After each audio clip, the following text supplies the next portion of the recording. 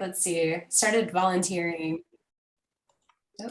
I started volunteering at Browns Point and Dash Point a couple of years ago, and then went to Cowlitz to Fire and Rescue in Longview, and been trying to just go through the whole process of getting my EMT and Fire One and all of that through COVID.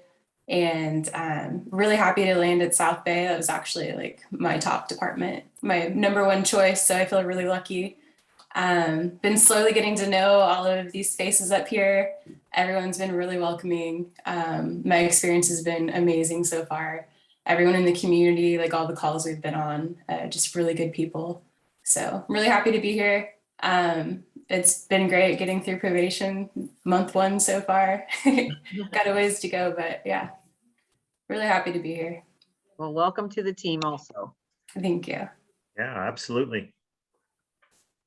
Okay. Yeah, well, welcome to both of you, and I think you're right. I think this department really does have a focus on excellence, and I think that we really strive to be the top in every aspect of what we do. And congratulations on being here, and looking forward to a great time together. Thank you. Okay. Very good. Any other welcome aboards or anything else? Otherwise, we'll let them enjoy the show, or they can go back and do what they need to do. Okay. Sounds good. Okay. Well, thank you. Thank you for coming on tonight. That is very nice. Thanks for having us. You're welcome. All right, see you guys. Okay. So Chief, you are up next with the monthly report. Thank you. Yes, I am. And I did send this out Friday, and I'd received a couple of questions already, but would like to, actually, one of the things I want to point out that I've had questions on was the staffing levels at Station 83, and whether the having Kristen and Bryce and Eric Gettle added to the staffing levels, whether it was making an impact. Well, yes and no. The three of them, well, actually 2 of them at least, are still spinning up as responders and everything. So they're not able to be independently deployed yet. So, you know, there's a bit of a limitation on them until they get their EMT and driver operator and all that set up and going. Pardon me. But other than that, we did have some COVID exposures that we had to have folks stay at home and everything. So that created a bit of a limitation for us too. So that's part of the reason. But I guess I would point out that the 60% that happened in January was still higher than most of the months that we had in the second half of 21. So we are moving in the right direction. So, Chief, a quick question on the mention of COVID. Are we past all of that at this point? Do we still have anybody who's sick at home, or from a staffing standpoint, are we recovered from that? yeah, I don't know if we're past anything, but I think most of the folks that were in isolation are back to work. Do you know specifically, Brandon? All of our career staff are back. Quarantine's over for the members that were out. We do have a handful of volunteers that are still on their timing out. We did lose about half of our career staff. Well, I shouldn't say lose, but we're out at some point on either isolation or sick or some combination. Over January, there was actually 23 24-hour shifts that were out for one sense or another, either somebody quarantining and forced to stay home or sick. So of 23 different shifts, that's between battalion, lieutenant, and firefighters. That was quite a hit. So it was a little disappointing. You know, we were really hoping to show we got our folks on 24s, and now did we fix the problem? Well, maybe, but I wouldn't count January. I'd basically ask for a pass on this one, and then we'll see how February's looking. It's a little premature to say we're past the hump, but as of today, there are no career staff that are out on isolation for it. Great, thank you. Nice. Are there any other questions on the report? I didn't have any this time. Anybody else? I just noticed on where you've got emergency response, it says total of 000 calls to date in 2022, and then it says 000. But I know you also referred to the appendix, but Well, you win the prize too, because I deliberately inserted 2 mistakes into the report to make sure you were all reading it. So I'll let you know what the prize is later. But yeah. I saw that also, but I thought, okay, well, maybe we just, haven't gotten it, so. it's called Middle-Aged Fire Chief hastily trying to close the report. So Middle age, we'll go with that. Now we're going to be on.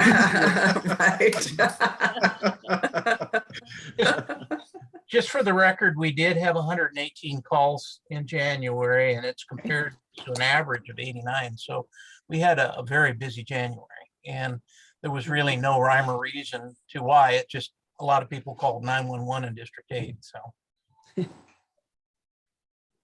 Okay. Thank you. Are there any other questions? Oh, Brendan, do you want to kind of follow up a little bit on some more of the staffing report then? Yeah, if there's any more specifics, I mean, like I said, one of the things that Heidi and I are working on putting together, we got a couple different data points. One is the software we use with CrewSense is putting in how and who is where, and then that's the data that Chief pulls out to get the monthly report. And then also we're checking them over back with our timesheets and seeing how the COVID and all that sick. So there's a couple different elements that there were still kind of, I shouldn't say fumbling through, but trying to figure out how we process through. We different coordinations on them. If it's an admin time, somebody's basically home, but they're not sick, but they can't come in because they're isolating. As far as staffing goes, we are, well, you know where we are on the career side, but we continue to go down on volunteers. We're plateauing it out a little bit low. Our next recruitment cycle will be April. And in fact, I was just going to give a little bit of a prelude that at the next commissioner meeting, March 8th, I believe, Janet and I are going to do a joint presentation for you all, probably a 10 to 15 minute presentation. And then just to kind of remind you, I think you were all there, Gloria, I think you were out, but a few months back, I did a presentation that showed the trend of our volunteerism and the losses and the staffing. I gave about a 15-minute presentation kind of going through the what's wrong and where are we hurt and the challenges we're having with volunteers and basically the, oh shoot, here's the problem report. Well, next month we're going to do that. And here's what we're doing and here's what we're looking at. And here's the results of where we're trying to go and sort of talk about how we're trying to ramp up, get better advertising, recruitment out, to ramp up recruitment really. Retention still, it's a whole nother story. And I didn't plan on addressing that too hard. It's a whole nother animal, retention, but we're not losing sight of it. But as for next month, we wanted to give a presentation on recruitment efforts and what we're trying to do. And our own Janet has been very helpful in trying to get us some more advertising and studying and get more volunteers in, applications in. So hard to say, but we're still trying to figure out a few benchmarks and how do we measure ourselves on how we're improving. And we're going to get into all that next month, but April 1st technically would be the cutoff date for the next group of applicants. And I think I only have 2 right now. Last cycle, we had 4 total we brought in. So now we have 4 in Fire Academy. Fire Academy just started the other week. So those 4 in Fire Academy, and then EMT is a little bit behind, but we're still waiting to hear. We might have 3 or 4 going to EMT that are our current members.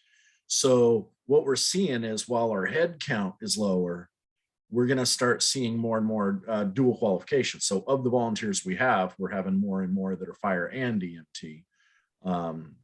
So kind of a little bit, well, it's a bit of an opposite where we were 2 years ago, where we had lots and lots and lots of firefighter onlys that have only been around for a year and lots of EMT onlys that have been only around for a year.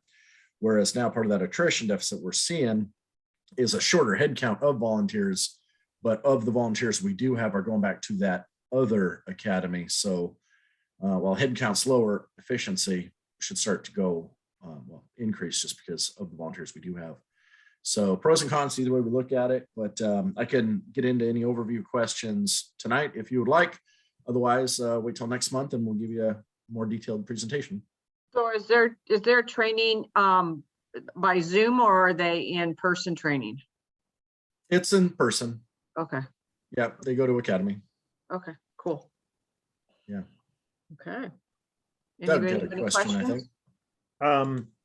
Yeah, just, I didn't know if it was a, misstatement by chief or you mentioned the number of folks who are in the EMT class. Does that include, I thought chief said part of the, reason that we were a little bit short in January was some of the folks were still spooling up, the new hires getting their EMT. Is that correct or? I guess I can clarify. I don't know if Well, it Sporting meant that getting certified in Thurston County, neither Bryce nor Christian are certified in Thurston County, and they need to get locally certified before they can respond. Okay. They thank you. are already EMTs. They just need to be. Yeah, I thought that was part of the requirement to apply. So thanks for the clarification. Yep, and then driver, obviously, there's a bit of a localization, come learn our rigs and get in processing in there, but they are all, fire and EMT, just lateraled over and got to localize. Great. Thank you. Okay, so Brent. All you're right. up next. So there are two, Commissioner Harper, you're muted. Who's Sorry about building? that. Are you moving on to another topic? Glo? Yeah, to the reduction in fleet. All right, before you do that, can I just ask one quick follow-up question on the goal number 1 status report? On the second item on there, it says the objective is to identify implementation options, evaluate alternatives, et cetera, by February of this year. Just wanted to double check, are we on track schedule wise with that? Well, we're a couple of months ahead. So we had planned to be by the end of this month where we were in December. So we had developed a plan, we've analyzed it and implemented it as the pilot effective 1st of January. So Okay, so that's referring to the different staffing model that you implemented. Okay. Correct. So it says started, it seems to me, maybe it should be completed. I don't know. well, as soon as the 3 new folks are fully vested and active, then we'll call it good for that objective. So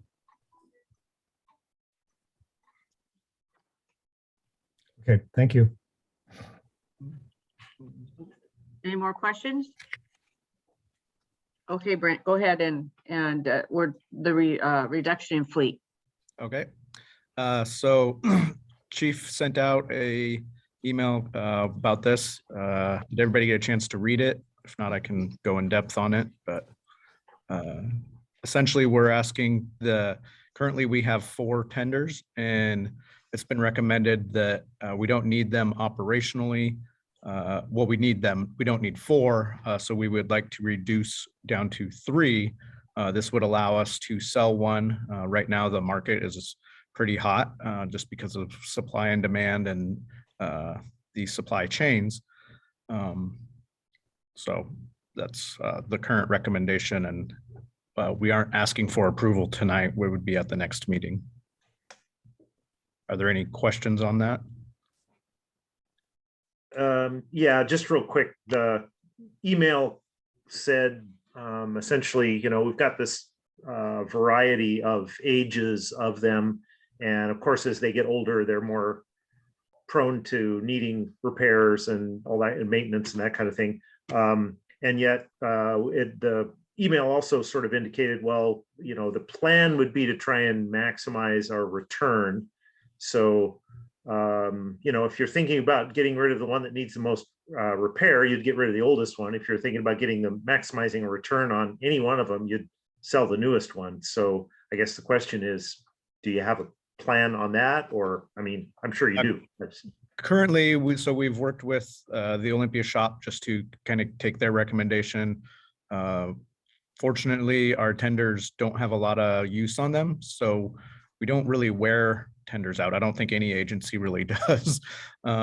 So they're pretty confident that we'll just have the consistent about $4,000 a year per tender for maintenance. Obviously they're not like the engines that have a lot of things to break. The tenders have less things and they're on commercial chassis. So usually they're more reasonable to repair if there is issues. So after talking to the shop, and we're most likely leaning towards getting rid of one of the 2010s or even the 2009. Part of that is also because once we get rid of the 2005, we would have 3 tenders essentially up for replacement at the same time. So part of the things that we've been trying to do since in the last year is spread out vehicle acquisitions so that we're not having such purchasing multiple vehicles at the same time. So in a perfect world, maybe we do tenders every 5 years or something like that, as opposed to doing them all at the same time. We've tried to do that a little bit with the engines. We've done that with the battalion vehicles as well. So we don't have a confirmed decision yet on which one we're going to do. That would come up later. Right now, it's a recommended plan. And then once we do a little more research and which value would probably be best as well, then we'll come back and request for which one to be surplused and sold, assuming this is approved. Thanks. I like the concept of that, spreading those purchases out over time. That makes a lot of sense. Thanks. Any other questions on the tender?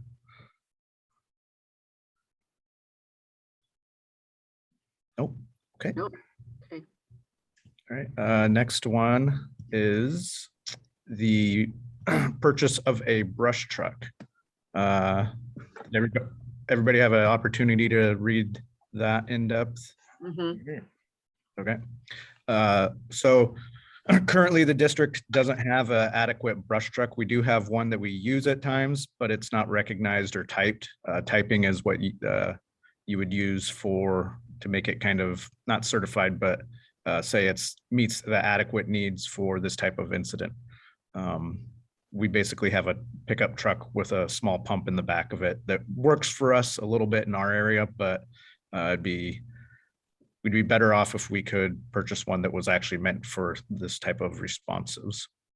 The one thing with this is, so we are asking for approval at the next meeting. However, there is a savings of a little over $5,000 if it is approved at this meeting.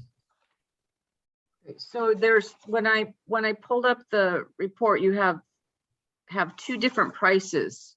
So one's Correct. for 254,000 basically, and then one's 248,000. So if we approve it this meeting, then it would be the 248.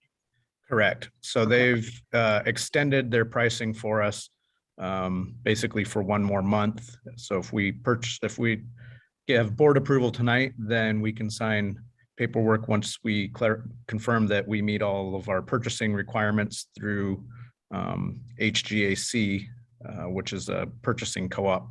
We've used that for vehicles in the past for meeting our bidding requirements for large purchases like this.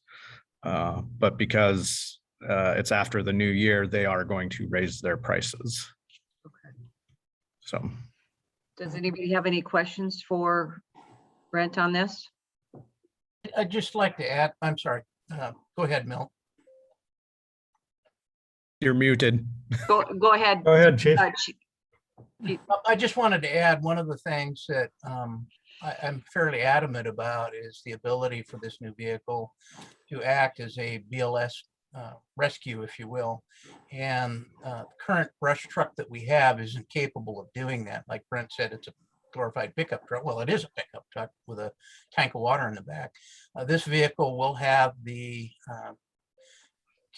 capacity to carry all of the medical equipment necessary for it to be licensed as a BLS vehicle, especially when we have nasty weather like we had early last month, and we're traipsing around and we're trying to limit our vehicles going about. This vehicle would work pretty well at that. So this won't only just be a brush truck, but it will be a BLS response vehicle as well. So.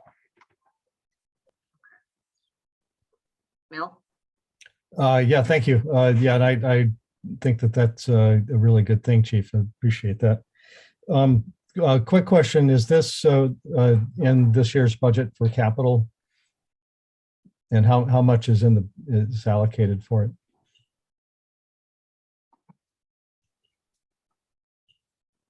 I don't have the CNR in front of me, Mel.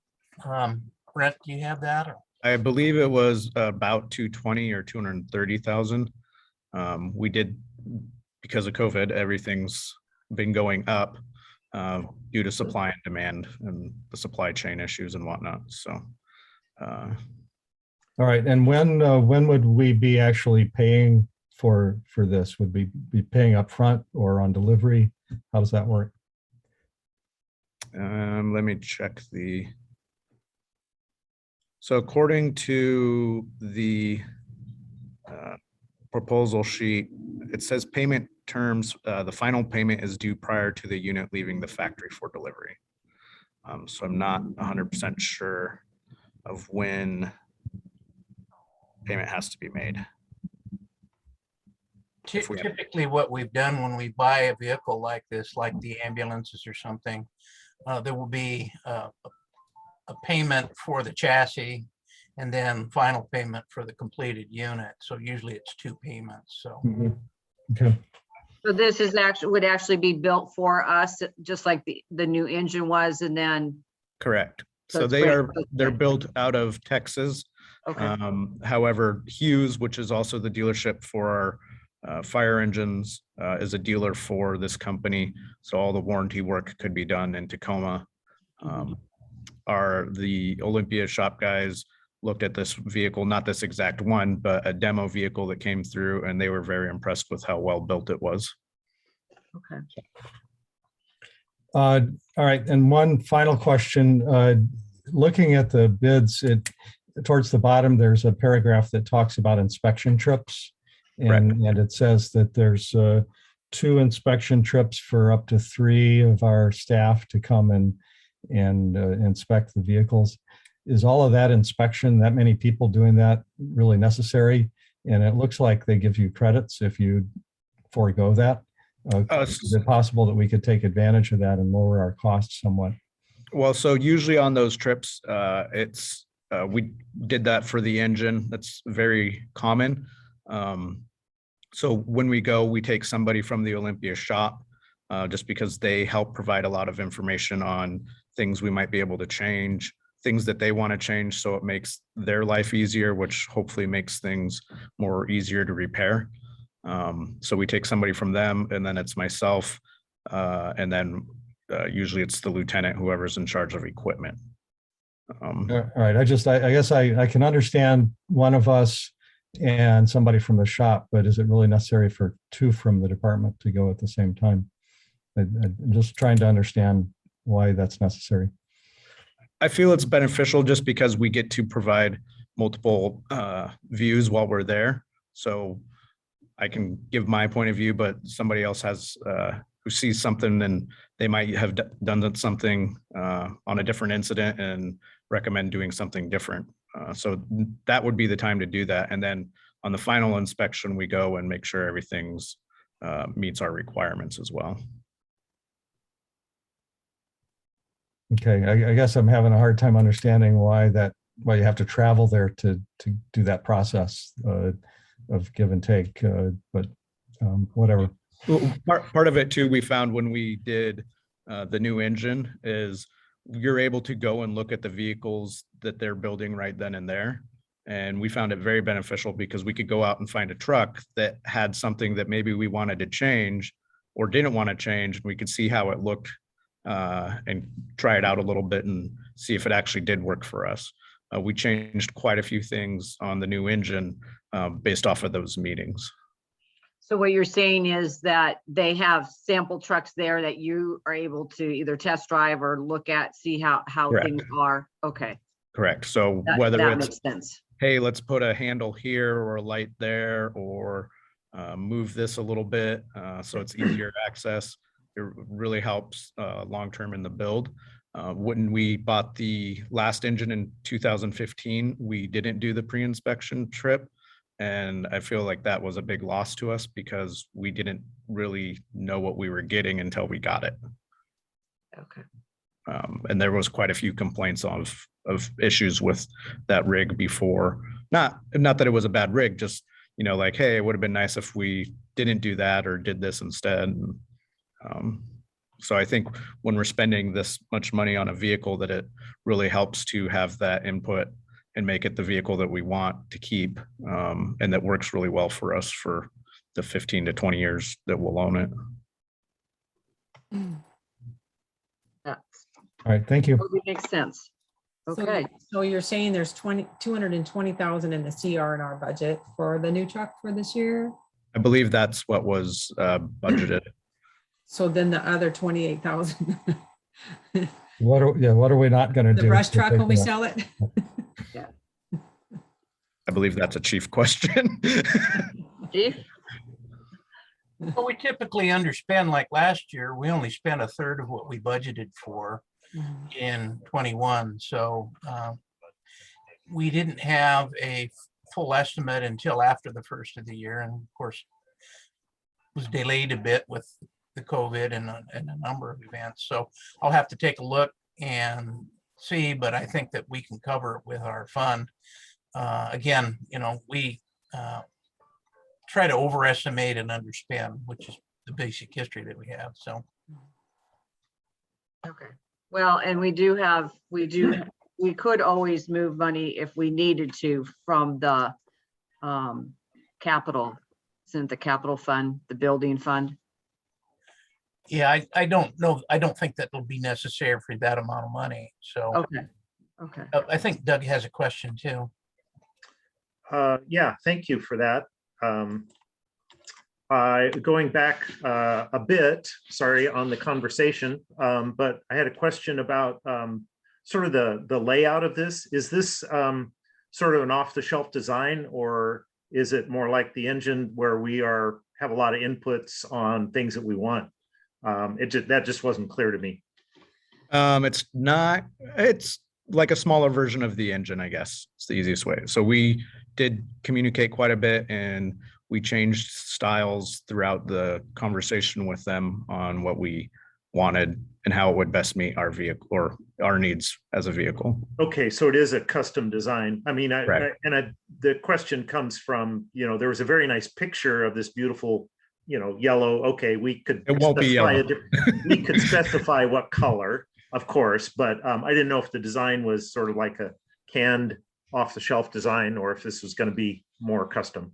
It's similar kind of like for the engines, you can pick a design to build off of and you tweak it from there. So Right. Yeah, it is the chassis isn't a custom chassis though. It will come from Ford, where the Pierce engines, it's custom everything. So. Right. Okay. Thank you for that. Mhm. Do we have any more discussion on this? Questions? I would move that we authorize the engagement of a sales and purchase contract for this brush truck at the current price that's available, as opposed to waiting for down the road. We have a motion. Do we have a second? I'll second that. Okay, and all in favor, Right? say All aye. right. Okay, no opposed, it passes. You got it approved, Brent. Thank you. Are there any other questions? Otherwise, I will log off. Not on that, but when the new rig, when the new engine comes back, could you let us know so we could stop by and at Sure. different times and take a look at it and see how it, Mhm. that would be nice to be able to see that. Just so you know too, this is part of the normal planned process. There's nothing major broken with it or anything. It's typical. We put it in service for a couple months, kind of see what issues there might have been. I mean, when you build a vehicle that's extensive, there's always little stuff that needs to be adjusted and whatnot. So it's all warranty stuff that's covered. So it's nothing major or unexpected. Justin, do you have any input on when the new truck might be back. I saw you emailed Adam today. Yeah, I just spoke with him. You're correct in that all parts are obviously covered under warranty, and they've identified the little issues we've had. Parts are on order, and I should have a better answer here within the next day of more of a locked in date when it is to be returned back to us from Hughes and Tacoma. Okay. Thank you. One thing I'd like to add is that we had talked at some point of having a ceremony for the vehicle, and we're still talking about that. We're limited a bit right now with COVID restrictions and all, but I think we're going to continue to talk about having hopefully as close to a traditional christening of the vehicle as we can very soon, probably when the weather's a little better to do that. So also just kind of a related issue was the Lacey Fire Department also received a brand new pumper from Pierce, 3 or 4 months before we got ours. And so it experienced a problem. One of their drivers drove it out of the fire station without opening the apparatus bay door. So their vehicle is out of service for 6 to 8 months now because of parts that are necessary to put it back in service. So they had it for 2 months and it'll be out waiting at the shop for 6 to 8 months. So one of the things that the sales rep reminded us was that don't break anything, because the replacement parts are, if they're a custom piece like that, are way out because of the limited logistic supply chain. So I'm just crossing my fingers. Oh, yeah, yeah. Oh, my goodness. Okay. Okay, well, then we move on to Heidi. All right. Have a good night. Thank you. Thank you.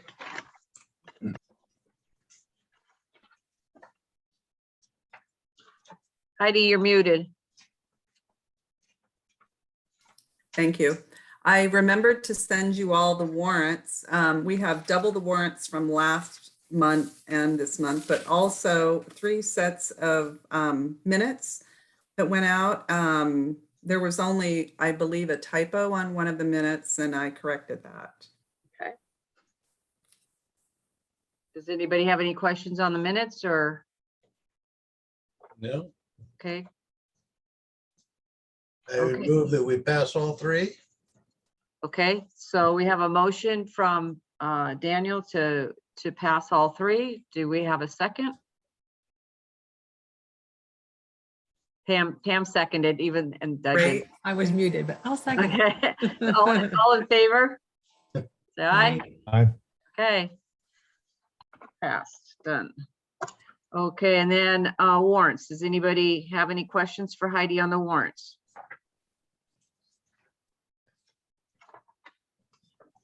No questions? No questions? Okay. Okay, good job. So I make a motion to approve the warrants. Does somebody have a motion, or? You gotta unmute, guys. I'll move that we approve the warrants. Okay, and second? I'll second. Okay, Doug second. All in favor? Aye. Okay, approved. Okay, board, you have board workshop on here. Well, to begin with, I did schedule today, on March 3rd, a labor workshop that is a follow-up to the meeting that we had with Dave Luxembourg. I believe he wants to discuss initial topics for discussion for the collective bargaining agreement, because they're going to begin that process. So that's on March 3rd. Okay. And at the last meeting, we had Milt, or maybe it was a meeting before, recommended that we have a board assessment workshop. Is that Correct. something you guys still want to do? Yes. Yes, we need to do our final brain's not working.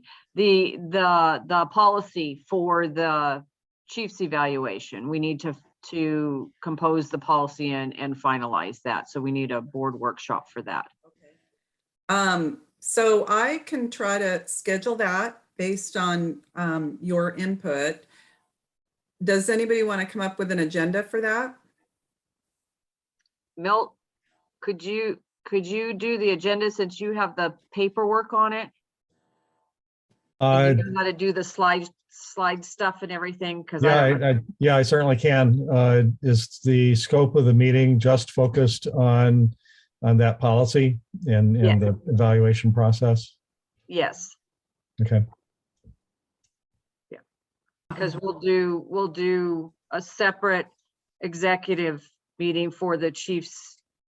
We need to discuss the chief's evaluation and comparables. And that one would be an executive meeting, I believe. Right. You want to include that with the workshop at the end of it or as part of it or separate? How long do you think the workshop would take, Milt? I have no idea. It really depends on kind of how y'all want to work on it. We've got a draft. If we want to start with that, Yeah, and go from there, it may be pretty quick. If we want to start from scratch and really think through what we're trying to accomplish and get everybody's input and build something from there, it could take quite a bit longer.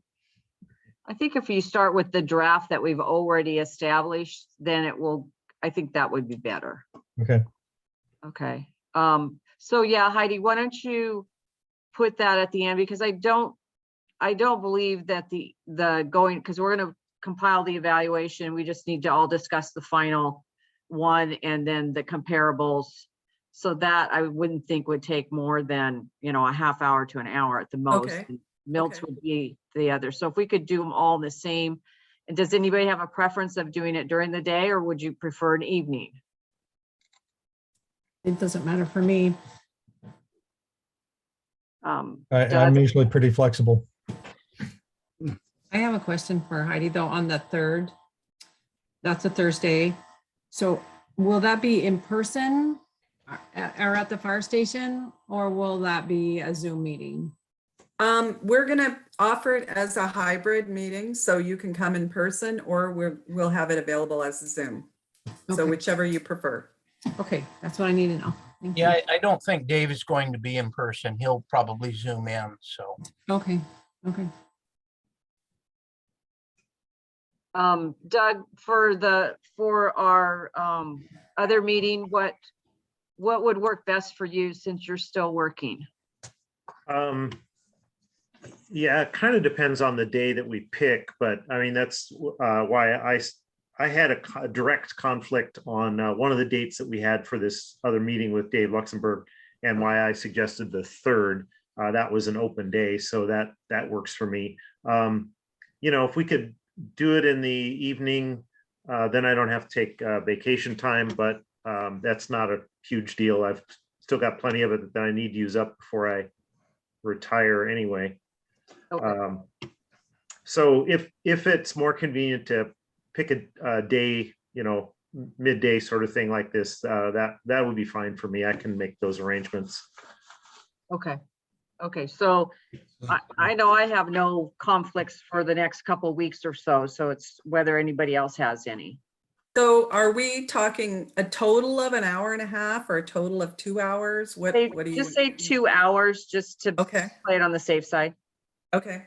So an No, hour. I think the policy discussion could take an hour, maybe an hour and a half. It really depends on how much we want to get into it. Okay. I will work on that tomorrow then. I'll reach out to you all with some options and we'll try to get that nailed down. Okay, thank you. Thank you. Now the next one would be the request for conference approval. Yeah, so I mailed that out to you all, and this is something that we traditionally do the first meeting of the year, and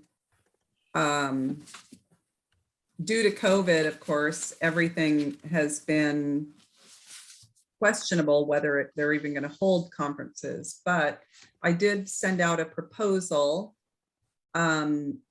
You all did already attended the legislative day, and that was virtual.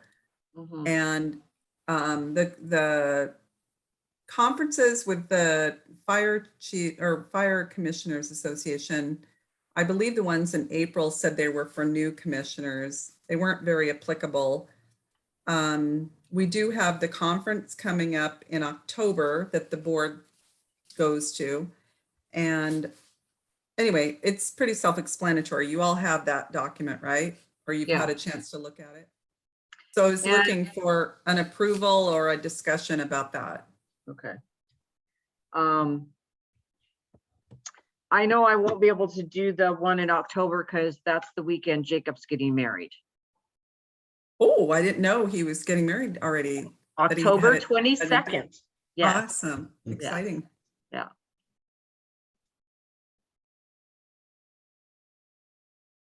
does anybody have any discussion? Do you know if you want to attend any of these, or do we need to just approve this? And then they can let you know if they want to attend it or not? Is that how it is? Yes. Okay, Yes, please. If they could just give it a yay or a nay. okay. Can I get a motion? Let's see, I'll move to approve the conference schedule as presented. I'll second that. Good. We had a motion and had a second, and all in favor? Aye. I'm, Okay, no opposed? Thank you. Pass. Okay, So the announcement that I was going to share with you, and I think I did mail this out as an email, we did postpone the awards banquet due to COVID. So we're not going to have the event at the Hotel RL as we had proposed, unfortunately. mhm. But we would like to plan something over the summer, and we're thinking that we're going to kill two birds and do some kind of an awards banquet with the association's traditional picnic, Mhm. and maybe have a larger turnout for that. I am working with our member Dave Dodge on trying to secure the Odd Fellows Park for that, but we don't have a date yet, but we're looking at late July to August probably for something for that picnic. If you need a location, I would volunteer our house, our property, Wow. because we're on 15 acres and we have the flower garden and the big garden, and we can set up a big tent for coverage if need be. So, Sure. Do you have enough parking? oh, plenty of parking. Yeah. That would be cool. Yeah, so we have two big parking lots, and because we had planned it for weddings and everything. Right. Okay. And We would so- just need to find a date that worked. Okay, if we're gonna do something like that, we can consider that, and I'll talk to you about dates at another time outside of this meeting, but I just Yeah. wanted to bring that to you guys' attention. Yeah, that's Yeah, very the only- generous, the only- Flo. Yeah, the only dates I Yes. don't have or can't do it is the weekend of the 13th of August through the 20th. And then the very last weekend, we're hosting my nephew's wedding. The 27th, we're hosting his wedding, but anytime, July can't do the weekend of the 16th, we'll be out of town, but the 9th, the 23rd, the 30th, any of those would work. Okay, Okay, thank you for that. you're welcome. If that other doesn't work out, you have me as a fallback, or if you Thank want to you. use ours, that's fine. Thank you. Okay. So that's all I have. Okay. Thank you. Do we have any commissioner comments? I have none. Go ahead. Yeah, I've got one, just wanted to bring up to make everybody aware.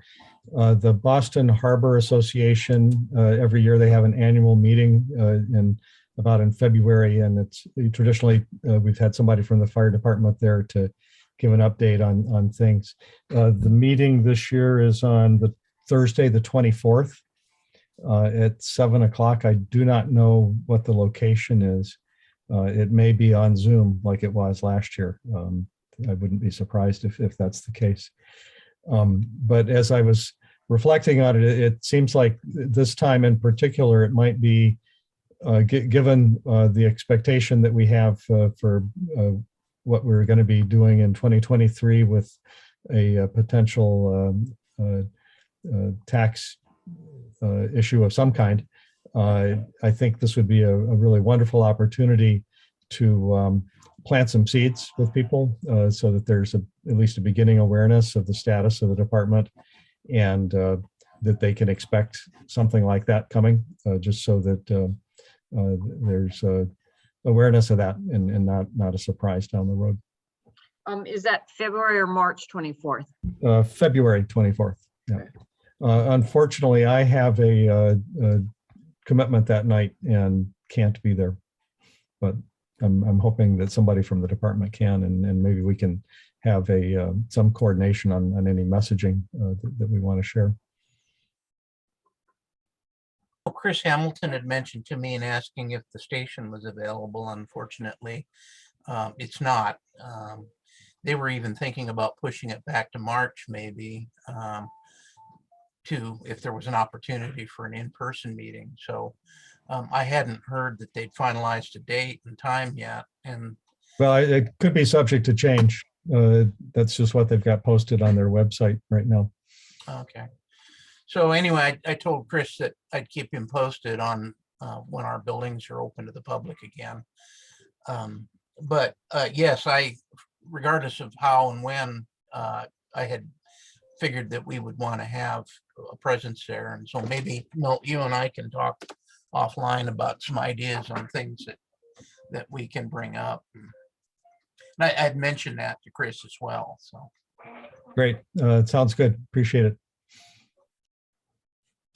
Well, and again, thank you for having the new hires on at the meeting tonight. That was nice to be able to see them and welcome them onto the into the department. So good.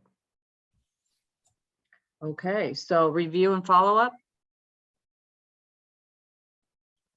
not too much.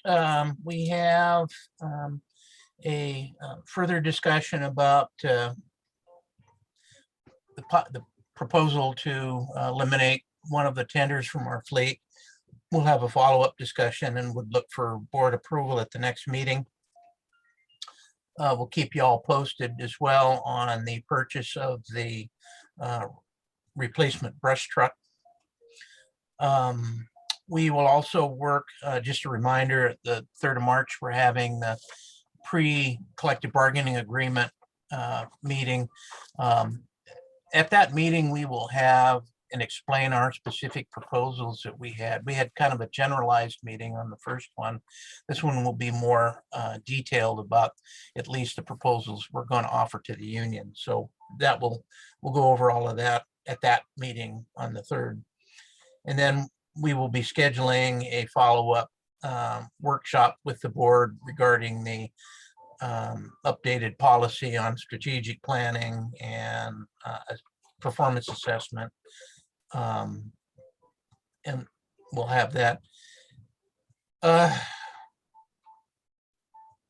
Then following up on the rescheduled awards banquet this summer, and then the scheduled Boston Harbor Association on 24th February. That's all I've got.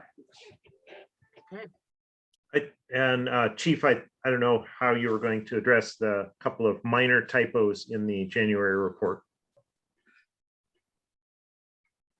They weren't typos, they were deliberately inserted. Excuse me, your deliberate mistakes. So next month I will put the error somewhere else and I will put the correct numbers in that slot in the next month's report. Thank you. I love it. Okay, well, if we have no more business, then I adjourn the meeting for today. Okay. Night. Okay, good night.